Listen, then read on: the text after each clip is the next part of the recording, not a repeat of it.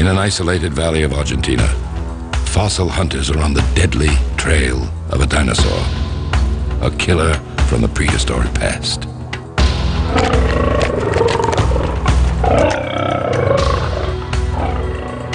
Dinosaurs didn't invent killing, they perfected it. Now the hunters become the hunted, as paleontologists close in on the rise of the predators.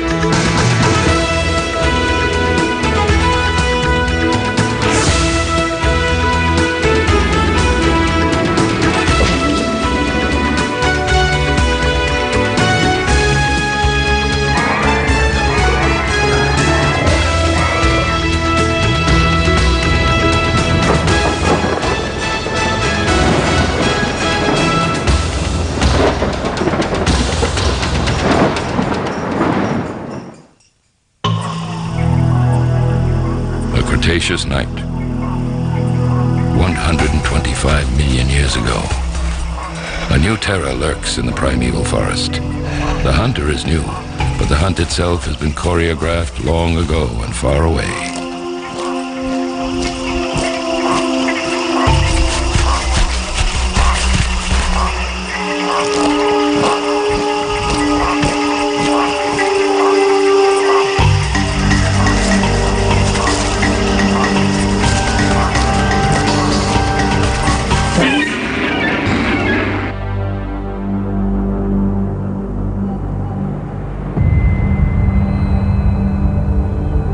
Jagged stretch of sun-baked desert in west-central Argentina is aptly named Valley of the Moon, in the native tongue, Ishigualasto. Here, in the distant past, some cataclysmic upheaval tore a gash in the earth, striking the mother lode of fossils, a vein some 50 miles long and 900 feet thick.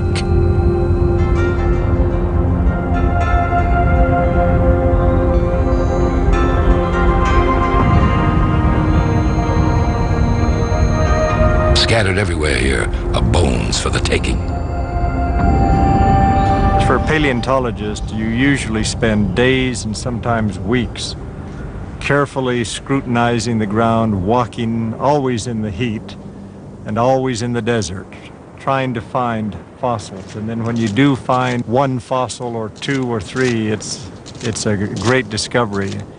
And here in Ishigualasto, the minute you enter the valley, you start seeing fossils. Your problem is not discovering them, but trying to decide which ones you want to keep.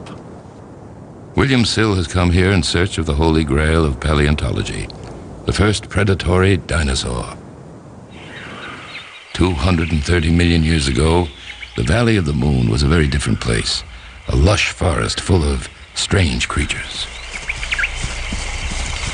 Lumbering through the undergrowth was a harmless little reptile the size of a pig who grazed on plants. It was a rhynchosaur, slow-moving and dim-witted and a long-time inhabitant of the Triassic jungle. The rhynchosaur probably never noticed the newcomer to the forest until it was too late. The predator would one day be called Eoraptor, the dawn thief. That was the meat-eating, the rapacious kind that leaped out of the dawn, attacked those poor little rhynchosaurs in their nests, tearing them apart, just loving every minute of it. Huge claws on his fingers, vicious attitude, sharp teeth. Oh, he had a great time. The newcomer with a vicious attitude and with teeth and claws to match was the most primitive dinosaur ever found. Here's the site where Eoraptor was found, one of the most remarkable discoveries that have been made in Ishigualasto, and gives us our insight into this predators of remarkable nature and what they became afterwards. Eoraptor was found by a young paleontologist by the name of Paul Sereno's expedition, but actually it was Ricardo Martinez that found it after a month and a half of searching and not finding anything. And then one day he decided to get down on his hands and knees and look over this spot at every single rock, and that's how we found it. Smaller than a human hand, the skull of the Eoraptor hardly seems worth the fanfare. But for University of Chicago paleontologist Paul Sereno, this tiny predator marks the beginning of momentous things. Eoraptor comes closer to the common origin of dinosaurs, the ancestral dinosaur, so to speak, than any other animal we've ever discovered before. It's two-legged and it's versatile in the way it could move across the ground, and there was nothing quite like that before. And we think that this actually characterizes all dinosaurs at the beginning. The Valley of the Moon has been kind to Paul Sereno. 3 years before he discovered Eoraptor, his team uncovered the most complete skeleton ever found of one of the first spin-offs of Eoraptor's cunning predatory design. Called Herrerasaurus, it would prove to be bigger and even nastier than Eoraptor. Today, a jubilant William Sill and his team have found a Herrerasaurus of their own. It is exquisitely complete and chilling in its details. Here we've found just this last week a new skeleton of a Herrerasaurus. A beautiful skeleton, complete skull, vertebral column, most of the limbs. From the skull especially, you can see by the long, recurved, biting, grasping teeth that he was a very active predator. The recurved teeth allow him to sink his teeth into a prey, and the prey cannot get away. It's just like a fish hook. That the limbs were completely rotated under the body, and the fact they were bipedal means that their front limbs, their arms, were short and provided with huge claws that would be used for grasping and tearing at their prey. I see them as kind of a two-legged tiger with huge claws on his front limbs, dashing in and ripping and tearing and then leaping back. And of course, this is what we believe, at least some paleontologists believe, was the reason why the dinosaurs went on to rule the world for the next 150 million years.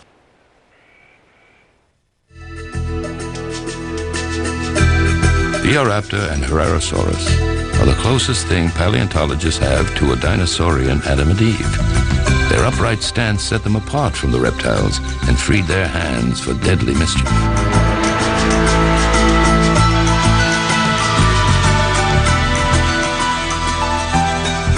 What we're seeing in these early dinosaur predators is the evolution of a grasping forearm, a forearm that is no longer specialized for locomotion, but rather the animal's balancing on its hind limbs, and clearly it's got a semi-opposable thumb and a very prominent hand and hand claws to go about grabbing something while on the run.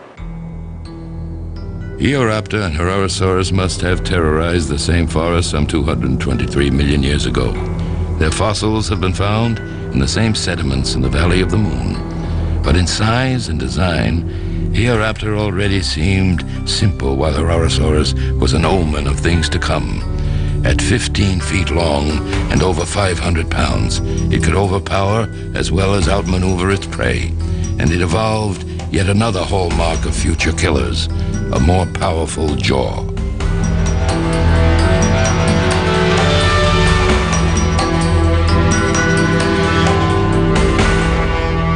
Herrerasaurus in the lower jaw, it has a flexible lower jaw. There's a little joint in the middle of the lower jaw which allowed the animal to actually clamp down on struggling prey. Herrerasaurus would pass this remarkable jaw down the predatory line all the way to the last and greatest of its kind, Tyrannosaurus rex.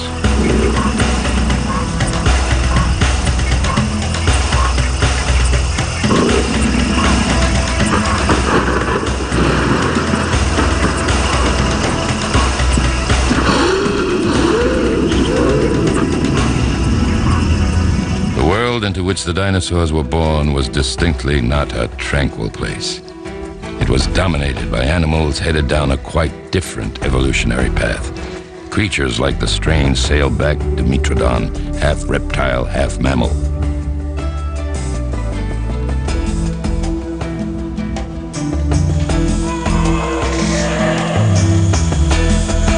These mammal-like reptiles were larger, fiercer, and far more numerous than the first primitive dinosaurs, and should have outcompeted them for prey.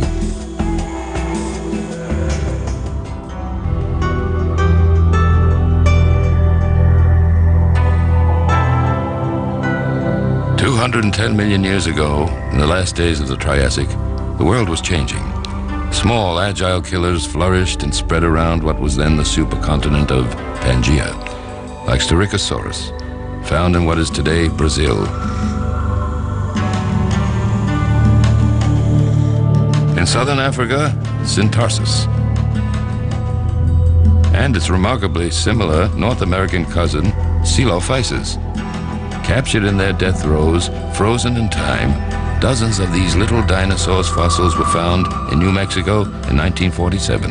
Adults, adolescents, and young animals alike, entombed in a sort of primeval Pompeii.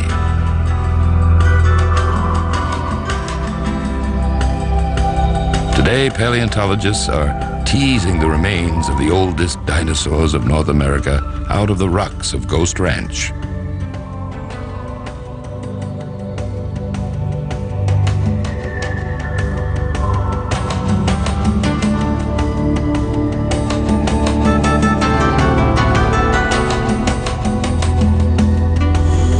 Fierce little dinosaurs like Coelophysis represent the changing of the guard at the end of the Triassic. It was the quick and the vicious who would inherit the earth. And so the descendants of Eoraptor and Erarosaurus, who retained a taste for flesh, all bore the unmistakable stamp of the predator. Dinosaurs that are separated by millions of years in time and by orders of magnitude and size are just variations on a deadly theme.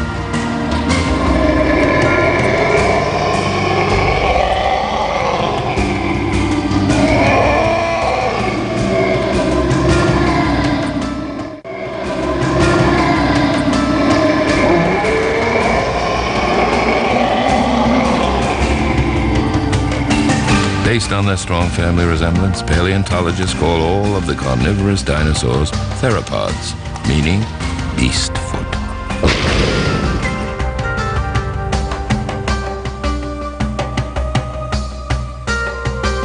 These then are the hallmarks of all the killing cousins of the Triassic, Jurassic, and Cretaceous, balancing on clawed feet, the long tail and the compact chest, small slender arms for grasping, and the remarkable head, in itself a fearsome weapon, the deadly engineering of a powerful double-hinged jaw. It was, in the classically Darwinian mode, a case of success breeding success, or if you happen to be an unfortunate member of the prey species, terror breeding terror. Though the basic model remained the same, evolution would drive different species to hone different aspects to predatory perfection. Some would become the fleetest animals ever to stride the ancient earth, a class of ostrich-like dinosaurs called ornithomimids, meaning bird mimics. The ostrich-like mimicking ornithomimuses, like Gallimimus, pursued smaller game, lizards and insects, at a top speed of about 60 miles per hour. 125 million years ago, a new line of dinosaur predators were making their spectacular debut. Only recently discovered, these dinosaurs, it seemed, would choose to perfect every weapon in the deadly arsenal of the dinosaur predator. The early Cretaceous is a time we know little about. In these layers, the fossils are particularly elusive. But in 1991, in the early Cretaceous deposits of Utah, Dynamation Society paleontologist Jim Kirkland brought one dinosaur roaring to life. This is Utahraptor, 20 feet long, over 1,000 pounds. It wielded one of the most frightening weapons ever devised, a spring-loaded razor-sharp sickle claw, more than a foot long. This pit right here was the attachment for a very powerful tendon that would wrap under the foot and up into the calf muscle. When this animal employed the claw, this tendon would snap it down and it would go through a full 180-degree arc around its foot. Effectively, with the length of the claw itself, this would make a cut more than 2 foot long. However, we also have to consider it was holding on to its prey with its forearms and then kicking out with both hind feet like a cat, probably doing this once per second and a half. Each time it would cut, it would make a cut 5 to 6 foot long, slashing through an animal, probably between the ribs. Doing this several times, it would slice between each rib, opening its belly like an accordion, and its viscera would drop out, and the animal would proceed to feed on the dying dinosaur that it had attacked. Very vicious animal indeed.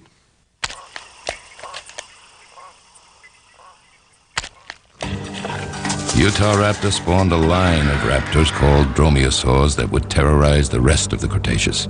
Other sickle-clawed killers like the Deinonychus and the Velociraptor, but following an evolutionary path that seems somehow backwards.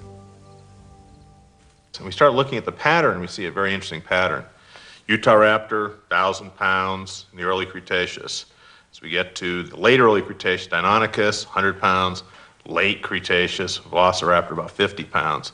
They're getting progressively smaller. If we look at most other groups of organisms, elephants, horses, the first ones are small and they get progressively larger through time. It's a very unusual pattern, and nearly unique for these groups, the dromaeosaurs. There are very few things a predator can trade for sheer size or strength and still survive. The raptors were almost certainly investing in the most dangerous weapon of all, intelligence. The dromaeosaur Deinonychus, or terrible claw, revolutionized our perception of dinosaurs as lumbering creatures. Deinonychus was clearly built for speed and multiplied its deadliness by hunting in packs. Velociraptor, the dread star of Jurassic Park, was probably not as uncannily intelligent as the movie portrayed, but it too was cunning enough to successfully hunt larger dinosaurs. A stunning fossil find in Mongolia revealed a Velociraptor and the Protoceratops locked in mortal combat. It was here in Alberta, Canada, that the real genius of the Cretaceous emerged. An animal whose brain, by the standards of the time, was simply enormous. Known only by a handful of teeth, Troodon eluded paleontologists for decades.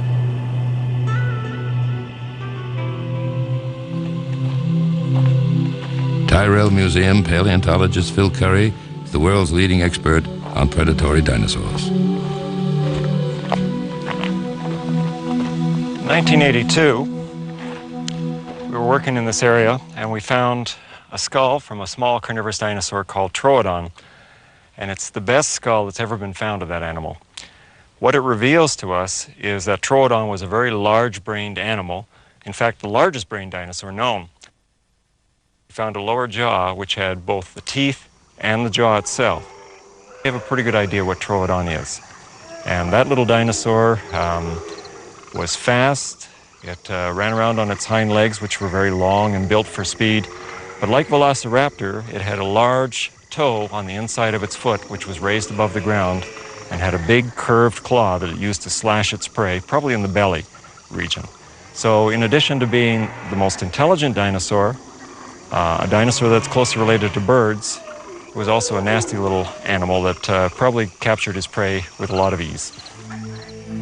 But its nastiness and eating efficiency would not save Troodon from the fate that took all the dinosaurs at the end of the Cretaceous. This is a curious thing about dinosaur extinction is animals like Troodon have everything going for them.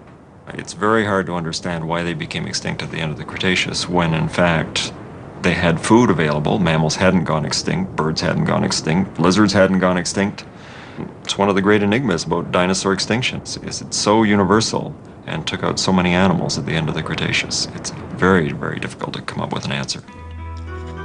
Back in the Valley of the Moon, it is beginnings, rather than ends, that are coming to light. The remarkable evolutionary moment when the dinosaur's predatory mold was struck. The team carefully prepares its specimens for transport back to the lab.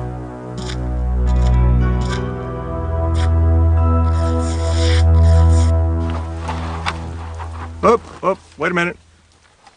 The parched earth of the valley is a great Triassic stage on which the dinosaurs made their auspicious debut. The fossils, the players in a primeval drama. The first primitive dinosaurs, their hapless prey, their fierce rivals, and a mystery. Okay, good. Looking good. It'll be our first complete skeleton of we don't know what. We think it's a ceratosaur.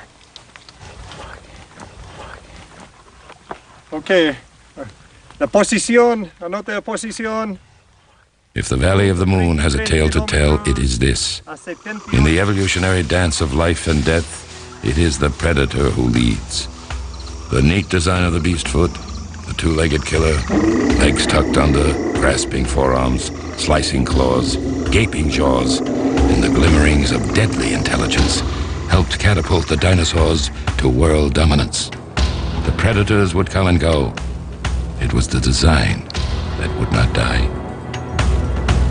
Even the deaths of the dinosaurs could not extinguish the design itself, for the mark of the predator remains with us to this day.